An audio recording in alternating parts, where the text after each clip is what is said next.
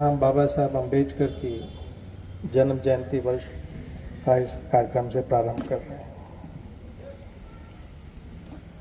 हम सभी ने ध्यान दिया होगा कि जब मंच पर जनप्रतिनिधि के रूप में हमारे बीच उपस्थित आदरणीय दीदी ने,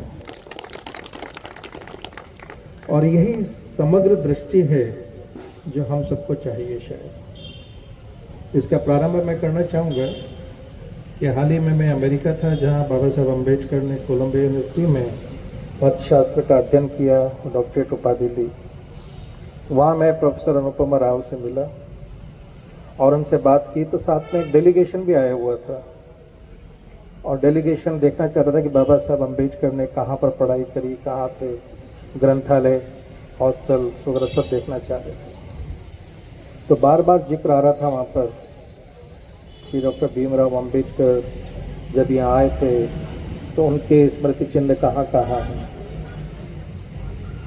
समूह जब बार बार बोल रहा था तो एक बार प्रोफेसर अनुपमा राव जी ने एक बात कही कि बाबा साहब अम्बेडकर हम सब के हैं, लेकिन उनका अधूरा नाम क्यों लेते हैं आप लोग। भीमराव तो उनका एक नाम है, पहला नाम है। उनका पूरा नाम है भीमराव रामजी अम्बेडकर, जिसको B.R. अम्बेडकर कहते हैं। तो आप लोग क्यों नहीं उनका पूरा नाम लेकर उनके आदर सम्मान देते हैं। जब मैंने ये देखा यहाँ पर 97 में पहली बार इस बात को उठाया था मैंने, समग्र अम्बेडकर को समझने के लिए शायद शुरुआत में यहीं से करना चाहता हूँ कि बाबा साहब का नाम जो है, उनका पूरा नाम हिंदी में हमको उनके द्वारा जो संविधान में उन्होंने हस्ताक्षर स्वयं किए हैं हिंदी के संविधान प्रकृति में, वहाँ जो लिखा है वही सबसे सशक्त माध्यम है।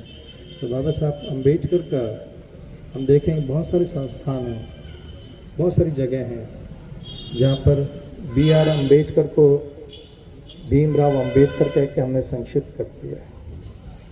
समग्रता की दृष्टि से आवश्यक होगा कि हम बाबा साहब का नाम उसी सम्मान से लें जिस सम्मान से बाबा साहब ने अपने आप को संबोधित किया, अपने आप को लिखा। तो doctor B.R. Ambedkar, doctor Bhimrao Ramji Ambedkar. एक पांचजन्य में मैंने इसका एक लेख भी लिखा था इस संबंध में। समग्रता की दृष्टि से दूसरा मेरे को समझ में आता है, जब अर्थव्यवस्था की दृष्टि से देखेंगे, आदरणीय राजेश जी ने बड़ा सही संकल्पना इस संगोष्ठी के लिए दी है। समग्र अम्बेडकर, समग्रता क्या है। समग्रता में देखेंगे तो बाबा साहब अम्बेडकर के बारे में मुझे जो प्रारंभिक ज्ञान मिला, जैसे मैंने बताया प्रोफेसर अनिल गजबीर जी और उनकी धर्मपत्नी, हम दोनों साथ साथ इस राष्ट्रीय संस्थान में 91 में जब जुड़े तो बाबा साहब अम्बेडकर के ऊपर वो काम करते रहे, तभी से मेरा जुड़ा हुआ। लेकिन मुझे अवसर मिला बाबा साहब के जो निजी सचिव थे नानक चंद रघुपति जी से, उनके साथ 2 प्रदर्शनी हमने लगाई थी। तो होटल पलाश भोपाल में हम दोनों को एक साथ रुकना पड़ा था। रात के 3-4 बजे तक हम लोग चर्चा करते थे बाबा साहब अम्बेडकर के बारे में। दूसरा मुझे अवसर मिला जब अब भाई साहब अम्बेडकर को यहाँ इनवाइट किया था, तब उनसे बाबा साहब अम्बेडकर के बारे में जानकारी मिली। और फिर बाबा साहब अम्बेडकर की जब हम चित्रों को इकट्ठा करते थे, उनकी फ़ोटो गैलरीज को लेकर, क्योंकि इसी भूमि पर 1991 में जब जन्म शताब्दी वर्ष था, तब मुझे संयोजक का दायित्व मिला था कि यहाँ पर मैं इस कार्यक्रम का संयोजक करूँगा और उसमें प्रदर्शनी लगाई थी हमने। तो उस दौरान भी बहुत कुछ सीखने को मिला बाबा साहब अम्बेडकर के बारे में। जानकर थोड़ा सा आश्चर्य भी होता है कि बाबा साहब अम्बेडकर ने 100 साल पहले जो बात कही थी, 1925 में जो बात कही थी, आज हम 2025 पूर्ण कर चुके हैं और वो समग्रता अभी भी हमको नज़र नहीं आ पाती। कहाँ है वो कारण, किस कारण से हैं, वो कुछ मैं संक्षेप में कुछ उदाहरणों से आपके सामने रखूँगा, क्योंकि बहुत कुछ अपने आप आपके सामने आता रहेगा। बाबा साहब अम्बेडकर का आर्थिक जो योगदान है, अर्थशास्त्री का योगदान है, आज तक मैं बताऊं पूरे विश्व में एक भी अर्थशास्त्री ऐसा नहीं है जिसने बाबा साहब के द्वारा अर्जित BSc उपाधि प्राप्त की हो अर्थशास्त्र में। He is the only man. MSc, MA, DSc ये डिग्रियां बहुत होती हैं और ये शायद इसी का परिणाम है जो आदरणीय राजेश जी कह रहे थे। और वास्तव में बहुत जगह उदाहरण आता है कि नोबेल लॉरिएट अमर्त्य सेन कहते हैं कि मैं इकोनॉमिक्स में अपने पिता को डॉक्टर अंबेडकर को मानता हूँ। और केवल वो नहीं, डॉक्टर अंबेडकर ने जो कहा है उसके ऊपर 2 नोबेल पुरस्कार मिल चुके हैं लोगों को अर्थशास्त्र में, और जिसके असली हकदार डॉक्टर अंबेडकर थे, क्योंकि उन्हें संविधान निर्माता, दलितों का मसीहा ऐसा बताकर शायद हमने बहुत छोटा करके रख दिया था। उनकी समग्रता, उनकी महानता पूरे विश्व के लिए थी। और इसलिए कह रहा हूँ कि जब वो 1916 में कोलंबिया यूनिवर्सिटी में जाते हैं, 1923 में जब अपनी थीसिस लिखते हैं, 1925 में जब बात करते हैं, तो वो बात कर रहे हैं अमेरिका में और इंग्लैंड में, London of school of Economics में, कोलंबिया यूनिवर्सिटी में। जब मैं जाता हूँ कोलंबिया यूनिवर्सिटी में, देखता हूँ तो सबसे योग्य एलुमनाई जो विश्वविद्यालय के पढ़ के गए हैं उसमें अव्वल नंबर डॉक्टर अंबेडकर का लिखा है। केवल एक ही महान विभूति की बस्ट लगी है, आदमकद मूर्ति वहाँ पर बनती हैं, लेकिन लाइब्रेरी के अंदर उन्होंने बाबा साहब अंबेडकर की स्थापना की। उनकी वो यूनिवर्सिटी इतना बड़ा सम्मान दे रही है, किस नाते से? वहाँ लिखा है कि एक अर्थशास्त्री के नाते बाबा साहब अंबेडकर ने जो अर्थव्यवस्था के बारे में अपने विचार दिए हैं वो अभी तक किसी ने नहीं दे पाया है।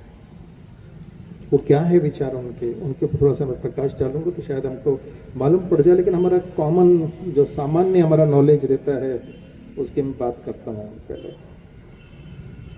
बाबा साहब एक अर्थशास्त्री रहे, ये अगर हमको स्कूलों में कॉलेज में पढ़ाया होता तो एक ऐसी ही कंटेस्टेंट थी जो टीवी में शो आते हैं, उसका 7 करोड़ रुपए का नुकसान नहीं होता। आर्थिक नुकसान कैसे हुआ उसको कि आप जानते होंगे, एक टीवी शो बड़ा अमिताभ बच्चन देते हैं, कौन बनेगा करोड़पति।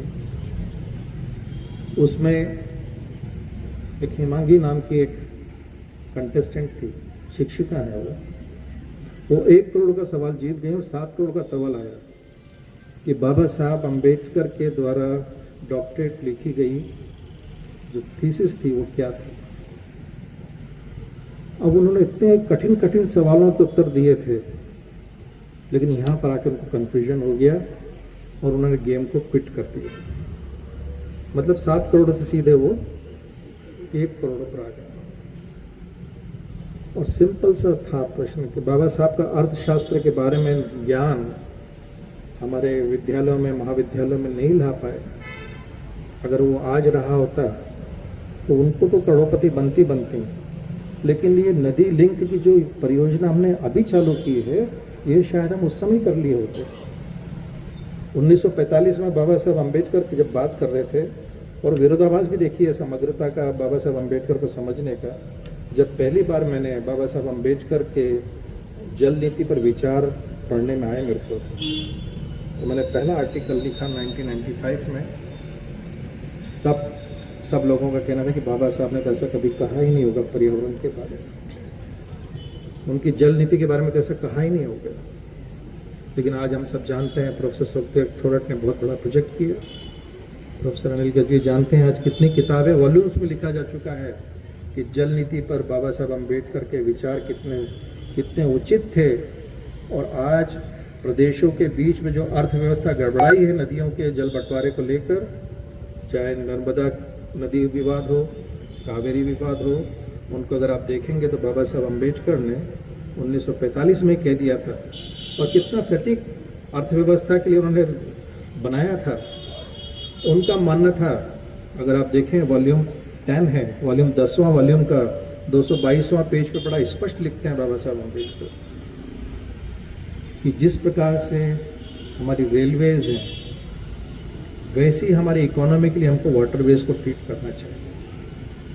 हम सब जाते हैं, रेल में बैठते हैं ना, तो कब मध्य प्रदेश से उत्तर प्रदेश आ गया, कब महाराष्ट्र आ गया, कब गुजरात आ गया, कब दिल्ली निकल गया, कब पंजाब आ गया, हमको मालूम नहीं पड़ता है। लेकिन नदियाँ जब चलती हैं एक प्रदेश से दूसरे प्रदेश में, तो कितने विवाद खड़े कर देते हैं राज्य आपस में मिलकर। बाबा साहब अम्बेडकर ने कहा था ये कि नदियाँ राज्य का विषय नहीं हो सकती, क्योंकि वो एक राज्य से दूसरे राज्य में जाती हैं। तो जैसे हमें रेलवेज को ट्रीट करना चाहिए, हमारी अर्थव्यवस्था वाटरवेज से बननी चाहिए। हम हमारे जल मार्गों का उतना आर्थिक उपयोग नहीं कर पाए। आज अगर हमने बाढ़ को देखा तो बाबा साहब विश्व में केवल पहले व्यक्ति हैं, और आज तक भी कोई कह नहीं पाता कि बाढ़ आपदा नहीं है, बाढ़ परेशानी नहीं है, उनका कहना है। बाबा साहब अम्बेडकर का मानना था कि जो वर्षा का जल आता है ये प्रकृति की हमको ऐसी देन है कि इसको हमको अभिशाप मानना ही नहीं चाहिए, ये तो हमारे लिए वरदान है। समस्या है कि हम उसका प्रबंधन नहीं कर पा रहे, जिसको उन्होंने इंटरलिंकिंग ऑफ रिवर्स बोला था कि जहां बाढ़ आ रही है वहां से आप पानी को ऐसी जगह भेज दीजिए जहां पानी की कमी है। आज देखिए सरदार सरोवर बना है तो गुजरात की नहरें कहां तक पहुंच गई हैं। श्री गंगानगर में जाके देखिए कितना पानी, अथा पानी हो गया है। घूमने का हमारा कितना बढ़िया स्थल हो गया है। ये अगर 60 साल 70 साल पहले हुआ था तो आज हमारी अर्थव्यवस्था कहीं और ऊंची हुई होती। तो बाबा साहब अम्बेडकर की अर्थव्यवस्था के लिए जब हम बात करते हैं, सामान्य ज्ञान से लेकर उनकी गहराइयों को लेकर कि उन्होंने इतना ज़्यादा कैसे किया, तो बीच में हमको एक बहुत सतर्कता से और सावधानी से और पूरी संवेदनशीलता से मैं बताना चाहता हूँ कि जानबूझकर बाबा साहब अम्बेडकर का अर्थशास्त्रीय योगदान को इग्नोर किया गया। इसका एग्जाम्पल मैं इसलिए कहता हूँ कि हमारे माननीय अटल बिहारी वाजपेयी जी ने जब एक कॉमेमोरेटिव वॉल्यूम 1991 में छप रहा था जी, तब उन्होंने लिखा था कि बाबा साहब स्वतंत्र भारत में आर्थिक नियोजन के लिए काम करना चाहते थे, उसका विभाग चाहते थे, विधि के बजाय। बाबा साहब अम्बेडकर ने ये देख लिया था कि मैं संविधान के लिए काम कर चुका हूँ, संविधान के लिए, विधि के लिए मेरा काम हो रहा है, अब मुझे आर्थिक नियोजन करूँगा तो मैं अपने वर्ग को ही नहीं, क्योंकि उन्होंने एक लाइन लिखी है बहुत इंपॉर्टेंट है देख पढ़ने के लिए, best advantage to all sections of the society. सभी वर्गों के लिए सबसे बेहतर होगा वो आर्थिक नियोजन मेरे को करना है। तो अर्थव्यवस्था के लिए बाबा साहब अम्बेडकर की इस बात को अगर ध्यान दें तो बहुत हमको गहराई से समझ में आता है कि उनको रोका गया, उनको इस ओर नहीं आने दिया गया। उसके कारण क्या है वो भी हमको समझ में आ जाएंगे अभी अगर हम देखते हैं थोड़ा सा, क्योंकि अभी हाल ही में मैं देखता हूँ 2017 में मैं बेंगलोर गया और बेंगलोर में एक यूनिवर्सिटी खुला है बाबा साहब के, doctor BR Ambedkar university of economics, Bangalore में बड़ा अच्छा संस्थान है। बाबा साहब अम्बेडकर का जो आर्थिक योगदान है, इकोनॉमिक्स है, वो मेन पेपर में उनका नाम कहीं नहीं आता है। उनके नाम पर विश्वविद्यालय खुला हुआ है, लेकिन इकोनॉमिक्स के इतने बड़े व्यक्ति को, जिसको अमर्त्य सेन बोल रहे हैं कि वो मेरे फादर हैं इकोनॉमिक्स के, उनका अध्ययन अध्यापन नहीं हो रहा है। डॉक्टर अम्बेडकर थॉट पर MA खुले हुए हैं, मेरी यूनिवर्सिटी में भी खुला हुआ है, लेकिन MA के फैकल्टी इकोनॉमिक्स की, BA की फैकल्टी इकोनॉमिक्स में बात करो कि सिलेबस में बाबा साहब का नाम क्यों नहीं आ रहा है, तो बोर्ड ऑफ स्टडीज़ नहीं शामिल करती है। उदाहरण बड़ा स्पष्ट देना चाहता हूँ, जैसा कि माननीय अटल बिहारी वाजपेयी ने कहा था कि अर्थशास्त्र का जो विषय है वो पूरा यूरोप और अमेरिका से चलता है। पूरा सब्जेक्ट जो उसका सिलेबस है, उसके जो प्रोफेसर्स हैं, उसको पढ़ाने वाले हैं, सबका जो माइंडसेट है वो यूरोप और अमेरिका का बना हुआ है। और उन लोगों का माइंडसेट पूंजीवाद के ऊपर ज़्यादा आधार है, बाजार के ऊपर आधार, और पूरी जो व्याख्या हैं, पूरे सिद्धांत हैं, वो बाजार को लेके बने हुए हैं, बाजार के आधार पर बना रखे हैं। तो हमारा इकोनॉमिक्स हो, चाहे प्लानिंग कमीशन पहले रहा हो, सारा नियोजन, आर्थिक नियोजन हमारा इस आधार पर रहा। इन सब के विरुद्ध बाबा साहब अम्बेडकर खड़े हुए थे। बाबा साहब अम्बेडकर ने जब अपना शोध प्रबंध लिखे तो उन्होंने कहा था कि आर्थिक विकास बगैर सामाजिक विकास के संभव नहीं है। आप जितने अर्थशास्त्री देखते हैं, बाबा साहब अम्बेडकर की जो प्रॉब्लम ऑफ रुपये की बात कर रहे हैं, प्रॉब्लम ऑफ रुपये में उन्होंने बड़ा स्पष्ट किया है कि ये रुपए की समस्या लोगों के कारण नहीं है, ये ब्रिटिश राज की नीतियों के कारण है, जिसमें से लोग एक तरफ हो गए। अगर लोगों को ध्यान में रखते हुए आर्थिक नियोजन किया जाए तो कभी समस्या नहीं आएगी। ये सारी आर्थिक नीतियाँ ऐसी हैं जिसमें जो अमीर वर्ग है उसके लिए तो सब कुछ सुरक्षा है, लेकिन जो गरीब वर्ग है, जो वंचित वर्ग है, वो उसके लिए बिल्कुल पिछड़ा और उसके लिए कुछ भी नहीं है। ऐसा कहने वाले केवल बाबा साहब अम्बेडकर हैं। इसलिए अमर्त्य सेन जब सोशल चॉइस की थ्योरी देते हैं, कैपेबिलिटी की थ्योरी देते हैं, तो सोशल चॉइस में वो कहना चाहते हैं कि जब तक समाज के उस निर्धन और गरीब वर्ग का आप ध्यान नहीं रखोगे तब तक आर्थिक विकास, आर्थिक नियोजन संभव नहीं है। इसलिए मैं बाबा साहब अम्बेडकर को अपना पिता मानता हूँ। आर्थिक व्यवस्था में आप देखेंगे जो आरबीआई की धारणा बताते हैं कि आरबीआई का रोल दिया था, वो आरबीआई का रोल प्रो पीपुल था, लोगों के लिए था। लेकिन हम सब जानते हैं कि किस प्रकार से अमीर वर्गों को बैंक सिस्टम से कितना फायदा है। लेकिन आज अगर आप देखेंगे जनधन योजना से कितना लाभ गरीब को हो रहा है, कितनी एक्सेस बढ़ रही है उसकी। आज अगर आप आर्थिक सशक्तिकरण देखेंगे तो बेटी बचाओ बेटी पढ़ाओ आंदोलन से कितना हमारा फीमेल लिटरेसी बढ़ रहा है। आज लाडली बहना योजना से हमको कैसे एकदम से एक्सेस पर पहुंच गए हम, ये सब बाबा साहब अम्बेडकर के विचारों का, उनके दर्शन का, उनके आर्थिक नियोजन का कारण है। क्योंकि उनका मानना था कि, और उन्होंने बड़ा स्पष्ट कहा है कि मैं किसी भी समाज के विकास की स्थिति उस समाज में रहने वाली महिलाओं की स्थिति से आंकूंगा। महिलाओं की स्थिति पे क्यों बोलना चाह रहे हैं बाबा साहब अम्बेडकर का बड़ा स्पष्ट था। और जब एक कैश ट्रांसफर योजना थी तो यूनिवर्सिटी ऑफ बैथ के प्रोफेसर यंग आए थे हमारे पास, हम लोगों ने मिलकर परियोजना की थी जब शोध संस्थान था। तब हमने देखा कि महिला और पुरुषों में अगर पैसा दिया जाए तो कौन परिवार के लिए, कौन सुख समृद्धि के लिए खर्च करता है और कौन कुछ ऐशे आराम और दूसरी चीज़ों में खर्च करता है। बड़ा अंतर बड़ा स्पष्ट था। महिलाओं को दिया गया पैसे से परिवार को संबल मिलता है, परिवार का आर्थिक नियोजन मजबूत होता है। और ये बात बाबा साहब अम्बेडकर बहुत पहले कह रहे हैं। बाबा साहब अम्बेडकर का इन्हीं कारणों से अर्थशास्त्रियों ने एक प्रकार से बहिष्कार कर दिया था। उनकी किताबें रेफरेंस में नहीं लाई गई। जो व्यक्ति एमए में, पीएचडी में, डीएससी में और Columbia University, London School of Economics में अर्थशास्त्र की इतनी बड़ी बड़ी डिग्रियां लेके बात कर रहा है, वो कहीं सिलेबस में नहीं है, कहीं रेफरेंस में नहीं है, कहीं पढ़ाया नहीं जा रहा है। सबसे बड़ा कारण कि वो कमजोर वर्गों के लिए, महिलाओं के लिए आर्थिक नियोजन को प्राथमिकता देने की बात कर रहे हैं। वो इस बात की बात कर रहे हैं कि बाजारवाद नहीं हमारे लिए जरूरी। जहां सामान्य अर्थशास्त्री बोलते हैं कि डिवीजन ऑफ लेबर श्रम का विभाजन है, बाबा साहब अम्बेडकर कहते हैं ये श्रम का नहीं, ये श्रमिकों का विभाजन है, डिवीजन ऑफ लेबरर्स है। तो आर्थिक नियोजन आप डिवीजन ऑफ लेबर से करेंगे तो उसका लाभ समाज के कमजोर वर्गों को नहीं मिल पाएगा उतना जल्दी। तो बाबा साहब अम्बेडकर की दूरदृष्टि को देखिए। आज हम इंक्लूसिव डेवलपमेंट बोलते हैं, वो है क्या? समावेशी विकास का मतलब क्या है? आज हमारे पास नारा है सबका साथ सबका विकास। ये कौन कह रहा है? ये बाबा साहब अम्बेडकर कह रहे हैं कि सबको साथ लेके चलना है, इंक्लूसिव डेवलपमेंट लेके चलना है, तभी सस्टेनेबल डेवलपमेंट हो सकता है, शाश्वत विकास हो सकता है। और आज केवल हम ही नहीं, कोलंबिया यूनिवर्सिटी उनको ग्रेट मैन क्यों कह रहे हैं? क्योंकि वो भी इस बात को समझ रहे हैं कि जो डेवलपमेंट हमने किया है वो शायद अपूर्ण है। क्योंकि आज मैं अमेरिका गया हूँ, अमेरिका में देखें, आप भी जाके देखें, गरीबी की हालत वहाँ भी बहुत ख़राब है। स्ट्रीट्स पर लोग भी रह रहे हैं बहुत ज़्यादा। तो एक डेवलप्ड नेशन होने के कारण वो हमको जो दिखता है वो वास्तविकता नहीं लगती शायद कहीं कहीं, क्योंकि एक वर्ग बहुत छूट रहा है वहाँ पर। क्योंकि आर्थिक नियोजन का इस प्रकार से व्यवस्था, आर्थिक व्यवस्था नहीं बना पाए हम लोग।